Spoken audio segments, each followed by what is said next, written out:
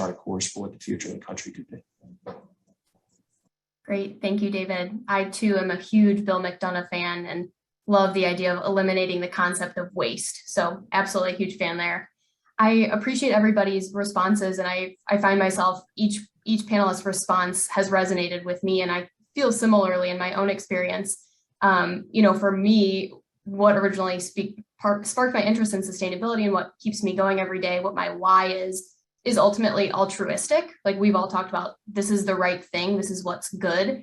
And yet, that doesn't get us very far sometimes in our professional careers, because we can't just say that to a client, for example.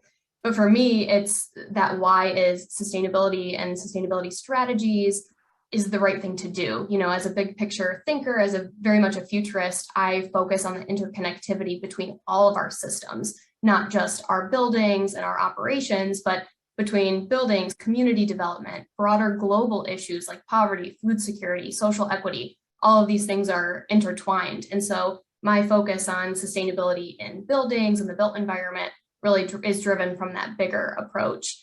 And now as a professional at JLL, I can pitch this to my clients from a corporate perspective to say, these strategies make sense for business. We're hearing a lot, climate risk is financial risk. So most of our clients or most of the people we're dealing with, it ultimately comes down to money. So instead of just saying, hey, this is the right thing to do from a PR perspective, I can now, my why is showing my clients, for example, how they can make money on it and how they can make their employees happier because they're providing a healthier space for their office, for example.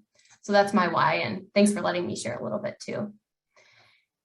So from our attendees today, it looks like, as I mentioned, we have a lot of attendees that are in the industry. They kind of are speaking to speak. They're maybe working on similar construction projects, but maybe they're not necessarily in a role that is able to focus on sustainability, or they haven't had the opportunity to work on a sustainability or a net zero project.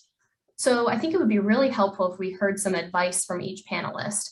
What advice would you give somebody looking to integrate net zero or sustainability strategies into a project? Where do they even start? Oliver, would you like to take this first? I can take that one.